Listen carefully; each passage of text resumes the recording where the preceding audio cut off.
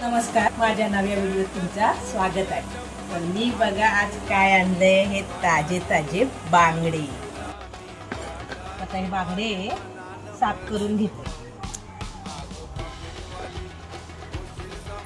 हे बघा, आता टाकते आहे मीठ, हळद, आला लसूण कोथिंबीर मिरचीची पेस्ट आणि आता आगळ टाकून त्याला चोळून चांगला घेते.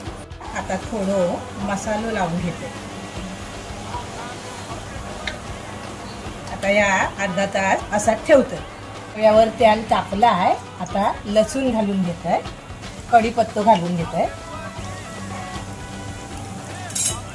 बांगड्या रवो लावून घेतलंय आणि आता फ्राय करून ठेवतोय.